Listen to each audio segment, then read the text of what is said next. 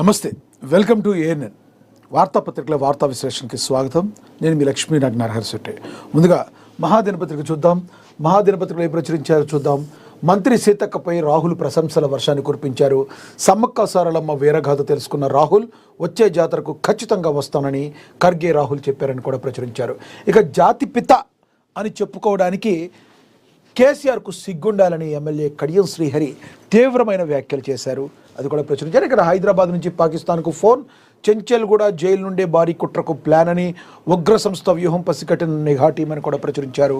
అదేవిధంగా తెలంగాణలో మహిళలకు 2500 బడ్జెట్లో కొత్త పథకాలకు నిధులు ఈ నెల 26 నుండి అసెంబ్లీ సమావేశాలు జరగబోతున్నాయని కూడా ప్రచురించారు. ఇక తెలంగాణ నేతలపై కాంగ్రెస్ హైకమాండ్ హ్యాపీ. టీం తెలంగాణపై రాహుల్ ఖర్గే ప్రశంసలు. పార్టీని బలోపేతం చేయాలని రాహుల్ దిశానిర్దేశం. గ్రేటర్ ముందా పరిషత్ ముందా అనే విధంగా చర్చ కూడా జరుగుతుంది అని కూడా ప్రచురించారు. ఇక అదేవిధంగా సిద్దిపేట నుండే కవిత సింహ గర్జన. తండ్రి కేసీఆర్ స్ఫూర్తితో పొలిటికల్ కెరీర్ పక్కా ప్లాన్ అని కూడా ప్రచురించారు. ఇక ప్రధానంగా ఇది చాలా ఇంపార్టెంట్. మనం చూద్దాం. సిద్దిపేట నుండే కవిత సింహ గర్జన స్టార్ట్ అవబోతుంది. మనకి తెలుసు, మరి కల్వకుంట్ల కవిత ఎవరైతే ఉన్నారో కేసీఆర్ ముద్దు బిడ్డగా, గతంలో మరి 10 సంవత్సరాల పాటు అధికారంలో ఉన్నప్పుడు జాగృతి నేతగా, మరి జాగృతి మహిళగా, బతుకమ్మల ద్వారా ప్రజలందరికీ, తెలంగాణ ప్రజలందరికీ కూడా సుపరిచితురాలు. అయితే అనూహ్య కారణాల వల్ల మరి ఆటోమేటిక్గా కేసీఆర్ తన ప్రభుత్వాన్ని కోల్పోవటం, బీఆర్ఎస్ ప్రభుత్వాన్ని కోల్పోవటం, ఫస్ట్ టీఆర్ఎస్ బీఆర్ఎస్గా మారటం, బీఆర్ఎస్ ప్రభుత్వాన్ని కోల్పోవటం, ఆ తర్వాత రేవంత్ సర్కార్ కాంగ్రెస్ ప్రభుత్వం తెలంగాణలో ప్రభుత్వాన్ని స్థాపించడం, ఆ తర్వాత కేసీఆర్ ఫామ్ హౌస్కే పరిమితం అవడం, ఆ తర్వాత మరి కవిత లిక్కర్ స్కామ్ కేసులో కొన్నాళ్ళు జైల్లో శిక్ష అనుభవించడం, బెయిల్ పైన బయటికి రావటం, ఆ తర్వాత పార్టీ నుండి సస్పెండ్ కావటం, షోకాజ్ నోటీసులు ఇవ్వకుండా కూడా కవితను పార్టీ నుంచి బయటకు పంపిన వాళ్ళల్లో కీలకంగా ఉన్న వ్యక్తి హరీష్ రావు అంటూ, గుంటనక్క అంటూ కవితే చెప్పటం. ఏది ఏమైనప్పటికీ ఇవన్నీ చకచక జరిగిపోయాయి. ఆఖరికి ఇప్పుడు కవిత సొంత కుంపటికి రెడీ అయిపోయారు. ఎటువంటి పరిస్థితుల్లో మే మొదటి వారంలో మరి కొత్త పార్టీ పెడతారట. ఆ కొత్త పార్టీలో తెలంగాణ అని కంపల్సరీ ఉండేటట్లు కూడా కవిత చూస్తారట. కాదే ఆ పార్టీలో తెలంగాణ అని కూడా ఉంటుందట. ఇది ఒక రకంగా చెప్పాలంటే మరి కేసీఆర్కు బిగ్ షాక్ అని మనం చెప్పుకోవాలి. మరి ముందు నుంచి అనుకున్నప్పటికీ ఇప్పుడు బీఆర్ఎస్లో భారత రాష్ట్ర సమితి ఉంది, కానీ తెలంగాణ రాష్ట్ర సమితి అనేది లేదు. అసలు ఎక్కడ తెలంగాణ ప్రజలకి అదేవిధంగా టీఆర్ఎస్ పార్టీకి కనెక్టివిటీ మిస్ అయిందా అంటే, ఎప్పుడైతే తాను బీఆర్ఎస్గా మార్చాడో తెలంగాణ అనే పదం ఎక్కడైతే లేదో అక్కడే ప్రజలకి కేసీఆర్ కొంత వేవ్ లెంగ్త్ తప్పింది అని మరి రాజకీయ విశ్లేషకులు, తలపండిన నేతలు కూడా చెప్తున్న పరిస్థితి. ఇప్పుడు ఏకంగా తన కూతురు ఇప్పుడు తెలంగాణ అనే విధంగా మరి ఆవిడ పార్టీలో పెట్టుకుంటే ఒక రకంగా చెప్పాలంటే ఇది 100% కేసీఆర్కి కొంత ఇబ్బంది కలిగేది నెక్స్ట్ వచ్చే ఎలక్షన్లకి. ఇది పక్కన పెడితే కవిత ఇంకొకటి చేశారు. వచ్చే ఎలక్షన్ టైంకి అసలు బీజేపీ అనేది, తెలంగాణ బీజేపీ అనేది ఉండదు అని చెప్పారు. దీన్ని చాలామంది నేతలు తీవ్రంగా ఆక్షేపిస్తున్నారు. ఎందుకంటే ఏ విధంగా బీజేపీ ఉండదని మీరు చెప్తారు? మీ పార్టీ గురించి మీరు చెప్పుకోండి. లేదు, మీరు అంతకుముందు బీఆర్ఎస్ టీఆర్ఎస్లో ఉన్నారు కాబట్టి మీరు చెప్పుకోండి. అందుకని బీజేపీ లేకుండా అంటే మీరు కాంగ్రెస్ పార్టీ కోవట్టుగాలేనో, ఏదైనా కాంగ్రెస్ పార్టీ కనుసన్నల్లోనో రేవంత్ రెడ్డి కనుసన్నల్లో నడుస్తున్నారని అడిగేవాళ్ళు కూడా ఉన్నారు. కాబట్టి బీజేపీ నేతలు రేపొద్దు నుంచి అడిగే ప్రశ్నలకు మీరు సమాధానం చెప్పడానికి కూడా మీరు సిద్ధంగా ఉండాల్సి వస్తుంది. కాబట్టి ఇదంతా కూడా మరి దేనికైనా కూడా కవిత పార్టీ ఒక రకంగా పెను సంచలనాలు అయితే సృష్టించబోతుందన్నమాట వాస్తవం. అసలు ఏం చూద్దాం ఒకసారి. తండ్రి కేసీఆర్ స్ఫూర్తితో పొలిటికల్ కెరీర్ పక్కా ప్లాన్. హరీష్ రావుపై పోటీకి రెడీ. బీఆర్ఎస్ బీజేపీలు తెలంగాణలో ఉండవంటున్న కవిత. మేలో కొత్త పార్టీ, కాంగ్రెస్కు ప్రత్యామ్నాయం మేమే. రాజకీయ అడుగులపై కవిత క్లారిటీ ఇచ్చినట్టుగా కూడా మరి మాట్లాడారు. తెలంగాణ జాగృతి అధినేతగా ఉండే కవిత సిద్దిపేట నుండే సింహగర్జనకు రెడీ అవుతున్నారు. కొడితే కుంభస్థలాన్ని కొడతారంటున్నారు. తన తండ్రి రాజకీయ ప్రస్థానం ప్రారంభించిన సిద్దిపేట నుండే బరిలో నిలిచిన రాజకీయ వరసలారుగా చరిత్ర సృష్టించాలని, తెలంగాణ తొలి మహిళా సీఎం కావాలని కవిత వ్యూహరచన చేసుకుంటున్నారు. అసెంబ్లీ ఎన్నికల్లో సిద్దిపేటనే తన మొదటి చాయిస్ అని కవిత స్పష్టం చేశారు. కవిత సిద్దిపేట ప్రాంతంలో భారీగా పార్టీ కార్యాలయాల నిర్మాణానికి స్థల సేకరణ కూడా చేసినట్లుగా తెలిసింది. సిద్దిపేట క్షేత్రంలో బలంగానే ఢీ కొట్టాలని కవిత రంగంలోకి దిగుతున్నట్లుగా స్పష్టమవుతుంది. సిద్దిపేటలో రాజకీయాలు ప్రారంభించే కేసీఆర్ సక్సెస్ కాగా ఇప్పుడు కవిత తన తండ్రిని చూసిన బాటలోనే జన్మభూమి నుండి రాజకీయాల కార్యాచరణకు సిద్ధమైంది. ఇటీవల మున్సిపల్ ఎన్నికల్లో దాదాపుగా 40 స్థానాల్లో జాగృతి బలపరిచిన మద్దతు మద్దతుదారులు కౌన్సిలర్లు గెలవగా ఒక మున్సిపల్ చైర్పర్సన్ పదవి కూడా కైవసం చేసుకున్నారు. త్వరలోనే జరిగే జడ్పీటీసీ ఎంపీటీసీ ఎన్నికలకు కూడా బలం ఉన్న చోట పోటీ చేయాలనుకుంటున్నారు కవిత.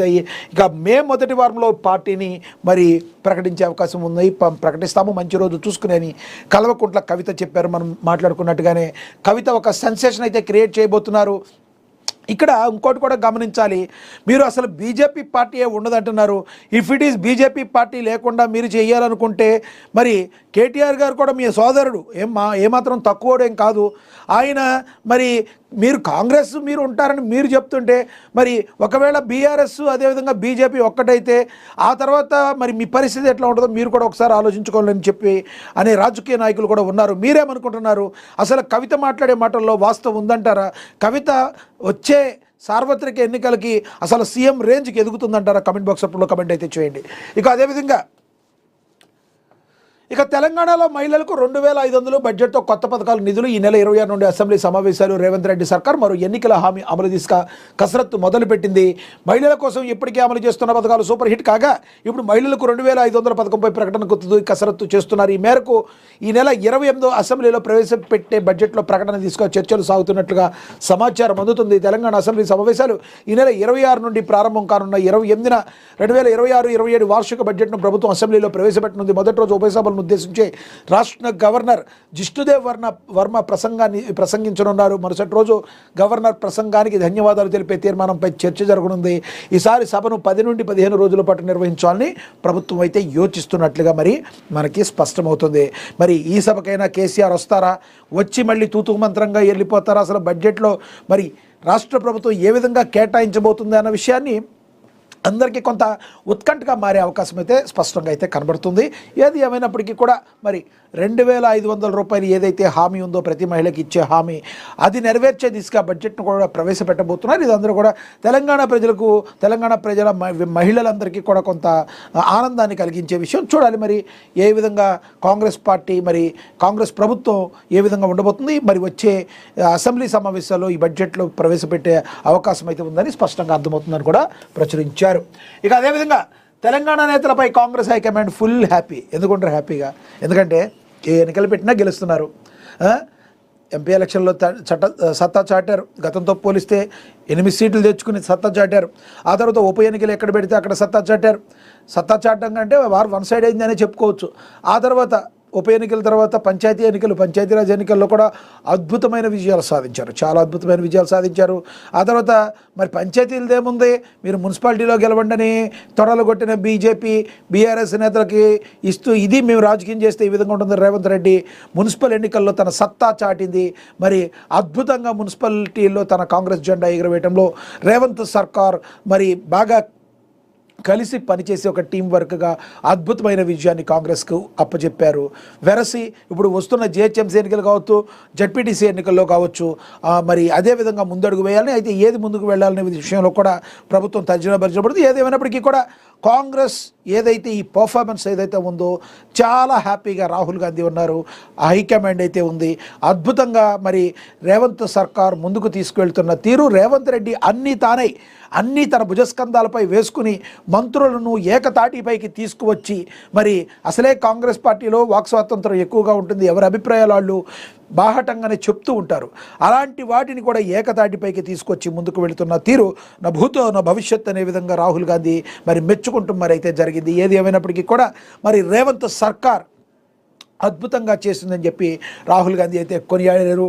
మరి టీం తెలంగాణపై రాహుల్ ఖర్గే ప్రశంసల వర్షాన్ని కురిపించారు. పార్టీని బలోపేతం చేయాలని రాహుల్ దిశానిర్దేశం చేశారు. గ్రేటర్ ముందా పరిషత్తు ముందా అనేది కూడా ముందుగా తర్జన పడుతున్నారు. కాంగ్రెస్ పార్టీ ప్రభుత్వ పనితీరుపై ఏఐసీసీ అధ్యక్షుడు మల్లికార్జున ఖర్గే, కాంగ్రెస్ అగ్రనేత రాహుల్ గాంధీ సంతృప్తి వ్యక్తం చేశారు.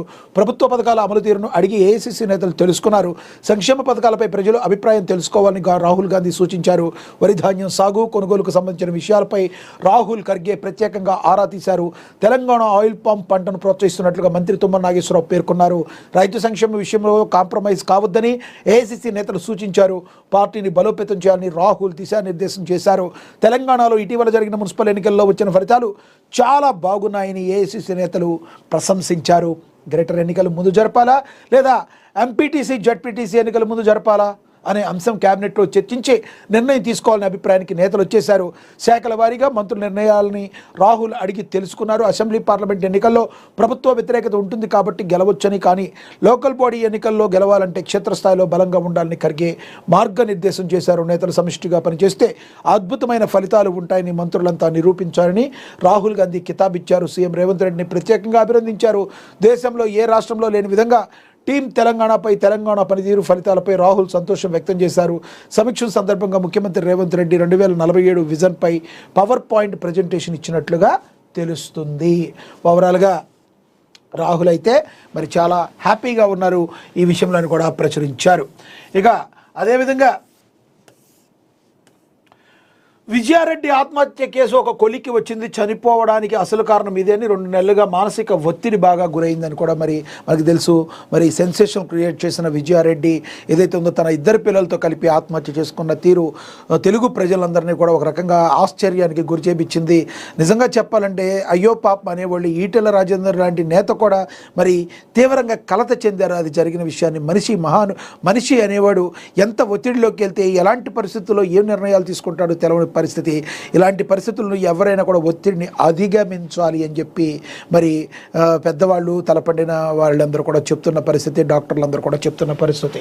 ఏదేమైనప్పటికీ దాదాపుగా 20 రోజుల క్రితం తెలుగు రాష్ట్రాల్లో సంచలనం సృష్టించిన ఐటీ ఉద్యోగి విజయారెడ్డి ఆత్మహత్య కేసు కొలిక్కి వచ్చింది. ఆమె మృతిపై ఎలాంటి అనుమానాలు లేవని కుటుంబీకులు పోలీసులకు వాంగ్మూలం ఇచ్చారు. విజయారెడ్డి 2 నెలలుగా మానసిక ఒత్తిడికి గురైనట్టు పోలీసులు దర్యాప్తులో గుర్తించారు. గత నెల 31 అర్ధరాత్రి దాటిన తర్వాత చర్లపల్లి రైల్వే స్టేషన్లో ట్రాక్పై ఐటీ ఉద్యోగి విజయారెడ్డి కుమార్తె చేతనారెడ్డి కుమారుడు విశాల్ రెడ్డితో కలిసి ఆత్మహత్యకు పాల్పడిన సంగతి తెలిసిందే. నోట్లో చేతి రాత ఆమెదే. ఈ అనుమానాస్పద కేసును సికింద్రాబాద్ జీఆర్పీ బృందాలు పలు కోణాల్లో వేగవంతంగా దర్యాప్తు చేపట్టాయి. ఉప్పల్ నుండి పటాన్చెరు వరకు విజయారెడ్డి ప్రయాణించిన మార్గాల్లో సీసీటీవీ కెమెరాల ద్వారా పోలీసులు రికార్డైన ఫుటేజ్ను విశ్లేషించారు. ఆమె వద్ద లభ్యమైన సూసైడ్ నోటును కూడా పరిశీలించారు. ఇది కేవలం ఒత్తిడి వల్లనే జరిగింది, మరొకసారి ప్రస్ఫుటమైందని కూడా తెలిపారు. ఇంకా అదేవిధంగా హెరిటేజ్ నాణ్యతలో రాజీ పడబోమని చెప్పి భువనేశ్వరి తెలిపారు. మరి హెరిటేజ్ ఓనర్ అయినటువంటి భువనేశ్వరి తెలిపారు. ఇక బెంగళూరులో ఓపెన్ ఏఐని కొత్త ఆఫీస్ ప్రారంభిస్తున్నట్లుగా ప్రకటించారు. అది కూడా ప్రకటించారు. ఇక ట్రంప్ పట్ల తీవ్ర వ్యతిరేకత కూడా ఉంటుందని కూడా ప్రచురించారు. ఇక మనం 2వ పేజీలో చూద్దాం.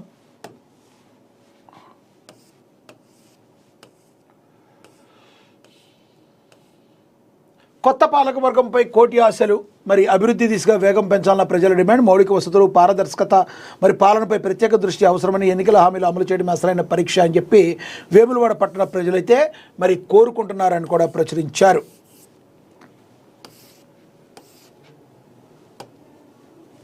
సెకండ్లో చూద్దాం. మనం 3 చదివాం. హైదరాబాద్ నుంచి పాకిస్తాన్కు ఫోన్. ఇది చాలా సీరియస్ మ్యాటర్. ఇప్పటికే మన భారతదేశంలో ఎప్పుడు ఎక్కడ ఏం జరుగుతుందో ఎవరికి తెలియట్లేదు. ఒక పక్కన రోహింగ్యాలందరూ కూడా భారతదేశంకి వచ్చి భారతదేశం యొక్క ప్రజల్ని కష్టాల పాలు చేస్తున్నారు. బంగ్లాలో వాళ్ళందరూ వలసదారులు వచ్చి భారతదేశాన్ని చాలా ఇబ్బందులు పెడుతున్నారు. పాకిస్తాన్ బోర్డర్లో నుంచి మన లోపలికి చొచ్చుకొచ్చే ఉగ్రవాదులు ఇదొక దరిద్రం. అయితే ఏకంగా మన చెంచులు కూడా జైలు నుంచే పాకిస్తాన్కి ఒక ఫోన్ వెళ్ళడం తీవ్ర కలకలం అయితే రేపింది. దీన్ని చాలా సీరియస్గా ఇష్యూగా అయితే తీసుకోవాల్సిన పరిస్థితి. హైదరాబాద్ నుంచి పాకిస్తాన్కు ఫోన్. చెంచల్గూడ జైలు నుండే భారీ కుట్రకు ప్లాన్. ఉగ్రవాద సంస్థ వ్యూహం పసిగట్టిన నిఘా టీం.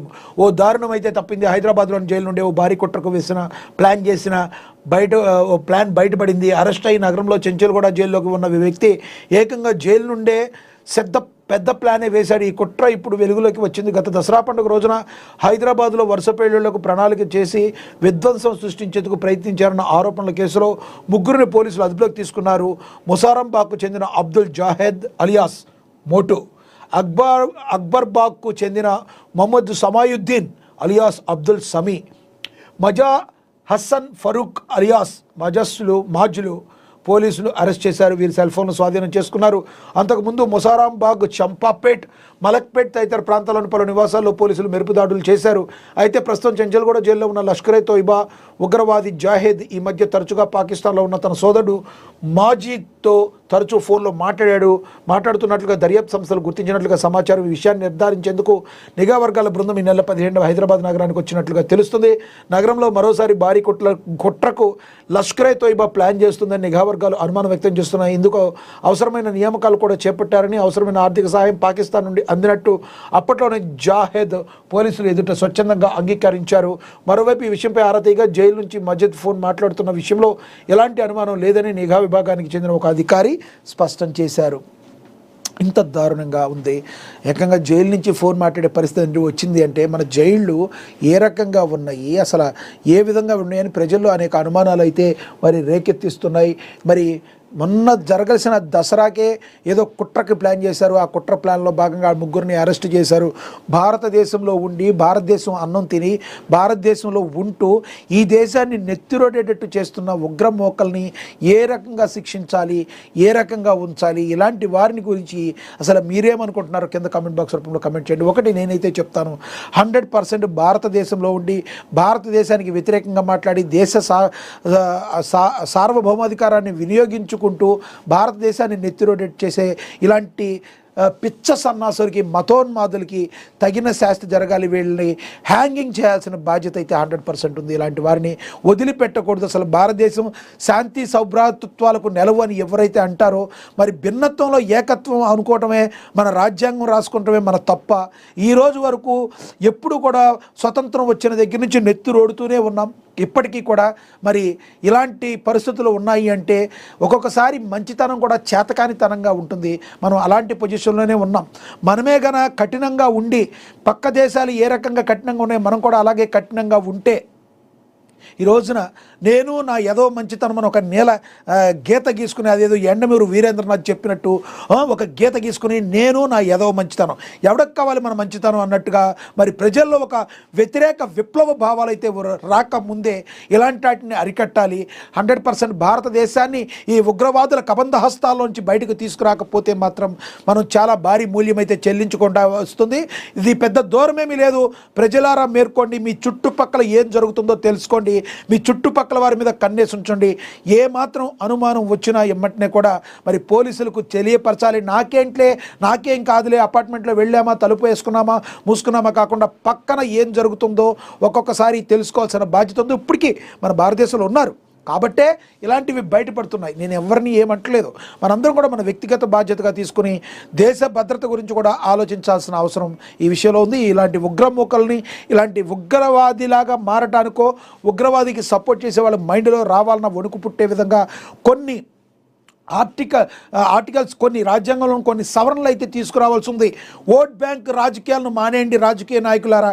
సిగ్గు ఎగ్గు లేకుండా ఓటు బ్యాంక్ రాజకీయాల కోసం మీరు ఈ విధంగా ముందుకు వెళితే మరి దేశ భద్రత ఏమవుతుందని చెప్పి ప్రజలందరూ కూడా గోల చేస్తున్నారు. మరి వాళ్ళ యొక్క ఘోషను మీరు పట్టించుకోరా? ఈ పార్టీ ఆ పార్టీ ఏ పార్టీ లేదు, అన్ని పార్టీలు దీనిలో ఒకటే. మీ ఓట్ బ్యాంక్ రాజకీయాలు, మీ మతతత్వ పార్టీలు మతాలకి కులాలకి మధ్య కాకుండా నేను నా దేశం అని ఎప్పుడైతే వస్తుందో అప్పుడు మాత్రమే మన భారతదేశాన్ని కాపాడుకోగలం. మీరేమంటారు? కామెంట్ బాక్స్ రూపంలో కామెంట్ చేయండి. ఇక అదేవిధంగా జిహెచ్ఎంసీ పునర్విభజనపై హైకోర్టు షాక్ ఇచ్చింది. కేంద్ర రాష్ట్ర ప్రభుత్వాలకు నోటీసులు ఇచ్చింది. ఇక మంత్రి సీతక్కపై రాహుల్ ప్రశంసలు. మనకి తెలుసు మరి సమ్మక్క సారలమ్మ జాతర మన తెలంగాణ రాష్ట్రం యొక్క తలామానికంగా అద్భుతంగా జరిగిన భూతో ఉన్న భవిష్యత్ అన్న విధంగా జరిగింది. మరి దేశ విదేశాల నుంచి కూడా ఎంతోమంది వచ్చి అమ్మవారిని దర్శించుకున్నారు. ఇలాంటి అద్భుతమైన జాతరను ఎంతో అద్భుతంగా జరిపించి ఎటువంటి అవాంఛనీయ సంఘటనలు జరగకుండా మరి ఎంతో కేర్ తీసుకున్న తెలంగాణ రాష్ట్ర ప్రభుత్వాన్ని అందరూ కూడా చాలా మెచ్చుకుంటున్న పరిస్థితి. పక్క రాష్ట్రంలో రీసెంట్గా ఆంధ్రప్రదేశ్లోనే మనం చూడొచ్చు. శ్రీశైలంలో స్వాములు వెళ్తుంటే అక్కడ లాఠీ చార్జ్ చేశారు. శ్రీశైలంలో కొంతమంది స్వాములు తాకిడి ఎక్కువైతే శివరాత్రికి అక్కడ లాఠీ చార్జ్ చేసి భక్తులను కూడా కొట్టారు. మాలలో ఉన్న భక్తులను కూడా కొట్టారు. అయితే అక్కడ వేలల్లోనే ఉన్నారు, కానీ లక్షల్లో వచ్చిన జనాలను కూడా నేను కంపేరింగ్ చేశాను. మీరు తప్పుగా అనుకోవద్దు. ఎక్కడైనా కూడా ప్రభుత్వం ప్లానింగ్ అనేది చాలా ఇంపార్టెంట్. ఈసారైనా ఇప్పుడు ఇక్కడ కొన్ని తప్పులు జరుగుతాయి, అక్కడ కొన్ని తప్పులు జరుగుతాయి, కానీ ఇలాంటివి తప్పు ఏ రకంగా అసలు వీళ్ళు మేనేజ్మెంట్ చేశారు? లక్షల మంది జనాలు వచ్చినప్పుడు ఏమీ లేకుండా హ్యాపీగా ఎలా పంపించగలిగారు అనే దాన్ని ఆంధ్రప్రదేశ్ ప్రభుత్వం కూడా చూసి నేర్చుకోవాలి అని చెప్పి నేనైతే చెప్తున్నాను. ఇది మాత్రం చాలా అద్భుతంగా మరి తెలంగాణ రాష్ట్ర ప్రభుత్వం, కాంగ్రెస్ సర్కార్, రేవంత్ ప్రభుత్వం అద్భుతంగా చేసింది. ఇక మంత్రి సీతక్క ఇందులో కీలకంగా పోషించారు కాబట్టి సీతక్కని రాహుల్ గాంధీ ప్రశంసించారు. ఇక దేశ రాజధాని ఢిల్లీలో తెలంగాణ మంత్రులతో కాంగ్రెస్ అగ్రనేతలు సమావేశమయ్యారు. ఈ సమావేశంలో మేడారం జాతరను ఘనంగా నిర్వహించినందుకు మంత్రి సీతక్కను కాంగ్రెస్ అగ్రనేతలు అభినందించారు. ఆదివాసీల అతిపెద్ద జాతరగా ప్రసిద్ధి చెందిన మేడారం జాతర సుమారు 15 నిమిషాల పాటు చర్చ జరిగింది. సమావేశంలో కాంగ్రెస్ అధ్యక్షుడు మల్లికార్జున ఖర్గే, రాహుల్ గాంధీ మేడారం జాతర చరిత్ర, ప్రాశస్త్యం గురించి మంత్రి సీతక్కను వివరాలు అడిగి తెలుసుకున్నారు. సమ్మక్క సారలమ్మ పోరాట గాథను ఖర్గే, రాహుల్ ఆసక్తిగా విన్నారు. సమ్మక్క సారలమ్మ చరిత్ర దేశవ్యాప్తంగా చాటేందుకు సినిమా తీయాలని రాహుల్ గాంధీ సూచించారు. సరదాగా సంభాషణ అయితే జరిగింది. అదేవిధంగా మనకి తెలుసు, కర్రెగుట్టల్లో కాల్పుల మోత, ఎన్కౌంటర్, 5 మావోయిస్టుల మృతి మనకు తెలుసు.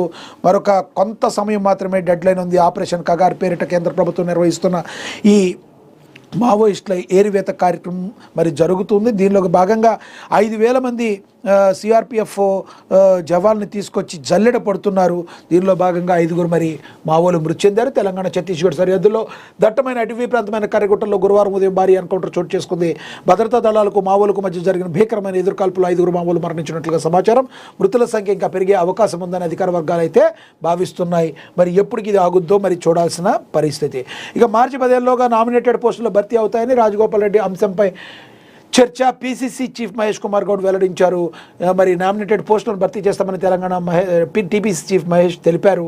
ఏసీ నేతల సమావేశం అనంతరం మీడియాతో మాట్లాడారు. తెలంగాణ మంత్రులందరితోనూ కాంగ్రెస్ అగ్రనాయకులు సమావేశం అయ్యారని చెప్పారు. పార్టీ నిర్మాణం గురించి, అమలు చేస్తున్న సంక్షేమ పథకాల గురించి చర్చించినట్లుగా తెలిపారు. ఉప ఎన్నికలు, స్థానిక సంస్థల ఎన్నికల ఫలితాలపై రాహుల్ గాంధీ అభినందించారని చెప్పారు. ప్రజల సంక్షేమాన్ని ఆస్వాదిస్తున్నారు కాబట్టి పార్టీని ఆశీర్వదించారన్నారు. రాష్ట్రంలో 80% మంది ప్రజలు తమకు మద్దతు ఇచ్చారని రాహుల్ గాంధీ ఇంటిగ్రేటెడ్ స్కూల్స్ విధి విధానాల గురించి అడిగి తెలుసుకున్నారని తెలిపారు. మార్చి 15 లోపు నామినేటెడ్ పోస్టులు భర్తీ చేస్తామని వెల్లడించారు. అంతేకాదు రాజగోపాల్ రెడ్డి అంశం గురించి కూడా చర్చించబడను. త్వరలోనే రాజగోపాల్ రెడ్డి పిలిచి మాట్లాడతామని, కోమటిరెడ్డి రాజగోపాల్ రెడ్డిని పిలిచి మాట్లాడతామని తెలిపారు. ఇక వనస్థలిపురంలో దారుణం. వనస్థలిపురంలో పరిధి గ్రీన్ సిటీ కాలనీలో దారుణం చోటు చేసుకుంది. పెళ్లి చేసుకుని కెనడా వెళ్ళిన దంపతులను మనస్పర్ధలు వేరు చేసే 8 నెలలకే భార్య భారత్కు తిరిగి వచ్చేసింది. భర్తపై కేసు పెట్టడంతో అతను కూడా స్వదేశానికి రావాల్సి వచ్చిందని చెప్పి మరి జరిగిన విషయాన్ని గురించి రాశారు. ఇక ఇచ్చిన హామీలను అమలు చేస్తున్నామని తెలంగాణ నేతల భేటీపై ఖర్గే అయితే ట్వీట్ చేశారు. ఇక ఇంపార్టెంట్ న్యూస్ ఈ రకంగా ఉన్నాయి. మనం చూసుకున్నాం, తెలంగాణలో మహిళలకు 2,500 మరి ఇవ్వడానికి మరి సుముఖంగా ఉన్నారు. ఇక అదేవిధంగా చూస్తే తర్వాతి కొత్త పురపాలక వర్గం పైన కోటి ఆశలు పెట్టుకున్నారు అని చెప్పి మరి అభివృద్ధి దిశగా వేగం పెంచాలన్న ప్రజల డిమాండ్. మౌలిక వసతులు, పారదర్శకత, పాలనపై ప్రత్యేక దృష్టి అవసరమని, ఎన్నికల హామీలు అమలు చేయడమే అసలైన పరీక్ష అని కూడా మరి ప్రచురించారు. ఇక ఈ విధంగా అభివృద్ధి అనేది నిరంతర ప్రక్రియని, నిందితులు చట్టపరమైన చర్యలు తీసుకుంటామని చెప్పి డిఎస్పీ ప్రశాంత్ కుమార్ సూర్యాపేట జిల్లాలో జరిగిన దాని గురించి ప్రచురించారు. ఇక అదేవిధంగా సినిమా న్యూస్. నిర్మాతగా నిత్య మేనన్ సమాజాన్ని ప్రభావితం చేసే చిత్రాలకే ప్రాధాన్యం. సినిమాలు తీయడం అంటే కథలు చెప్పడం మాత్రమే కాదు, నాకు అంతకన్నా ఎక్కువ మనుషుల అంతరంగాన్ని తాకే ప్రక్రియ అది. మన ఆలోచనకు మించిన చోటుకు వెళ్ళి అక్కడ మనుషులకు చేరుకోవడం అన్నమాట. అలాంటి సినిమాలు తీయాలనేది నా ఆకాంక్ష అంటున్నారు నిత్య మేనన్. బాలనటిగా 1998లో కెరీర్ ప్రారంభించి ఆ తర్వాత ఓ 10 ఏళ్లు పలు భాషా చిత్రాల్లో నటించారమే. అలా మొదలైంది. 2011లో తెలుగు పరిశ్రమకు హీరోయిన్గా పరిచయం అయ్యారు నిత్య మేనన్. ఇన్నేళ్లుగా మాతృభాష మలయంలో పాటు తెలుగు, తమిళ, కన్నడ వంటి భాషల్లో కథానాయికగా సినిమాలు చేస్తూనే ఉన్నారు నిత్య మేనన్. ఇప్పుడు నిర్మాతగా మారుతున్నారు. సొంత బ్యానర్కి కేయూర్ ప్రొడక్షన్స్ అని పేరు పెట్టారు. ఈ విషయాన్ని మంగళవారం సోషల్ మీడియా వేదికగా తెలిపారు నిత్య మేనన్. మనుషులు చేయలేని అద్భుతాలు సినిమాలు సృష్టిస్తాయి. అలాంటి అద్భుతమైన సినిమాలు చేయాలని నటిగా నా కెరీర్ మొదలుపెట్టినప్పుడే అనుకున్నాను.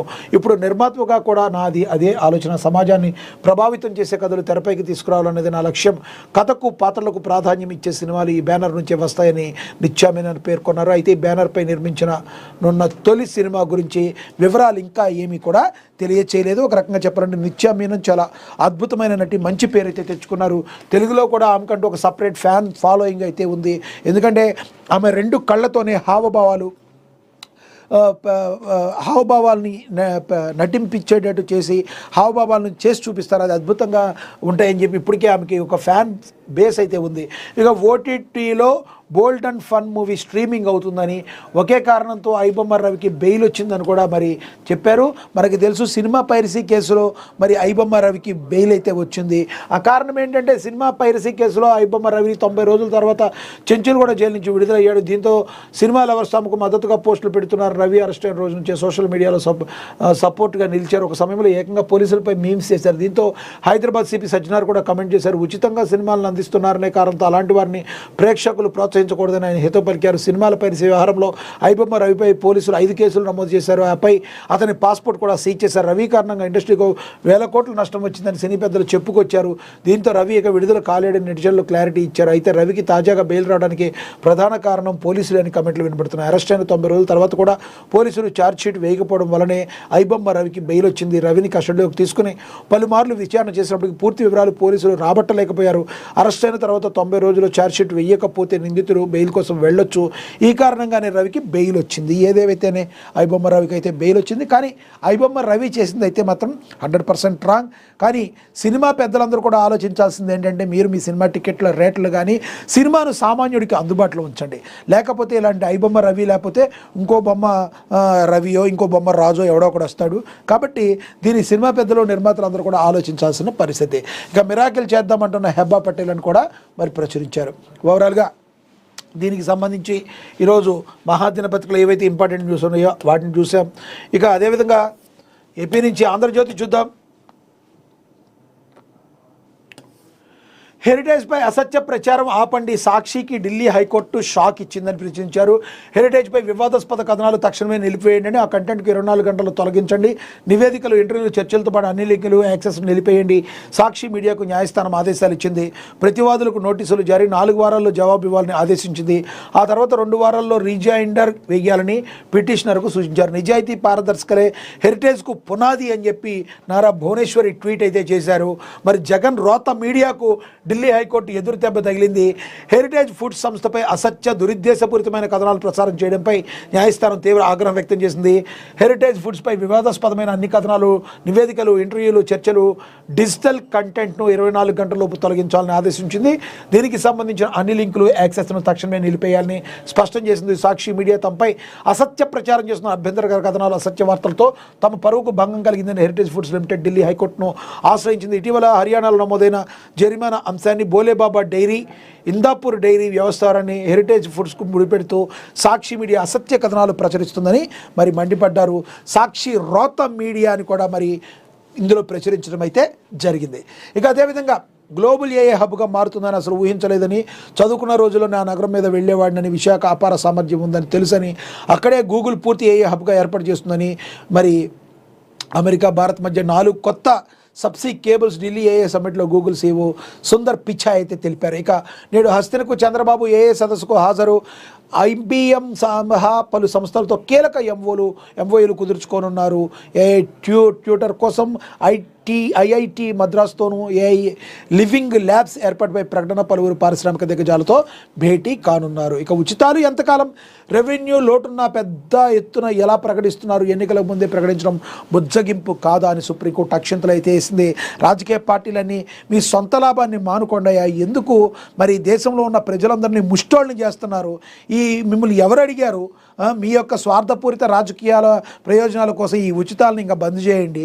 ఎవరైతే అర్హులు ఉన్నారో, నిరుపేదలు ఉన్నారో వాళ్ళకి ఉచితాలను ఇస్తూనే వాళ్ళకంటూ ఉద్యోగం చేసుకునేటట్టు ఏదైనా ఒక దారి చూపించాల్సిన బాధ్యత ఉంటుంది. కానీ ఎన్నాళ్ళు మీ దరిద్రమైన ఉచితాల గోల పెడతారని చెప్పి సుప్రీంకోర్టు అయితే అక్షంతలు అయితే వేసింది. కేంద్రాన్ని కూడా దీని మీద సమాధానం చెప్పాలని అయితే చెప్పింది. ఈ దేశంలో అసలు ఏం జరుగుతుంది?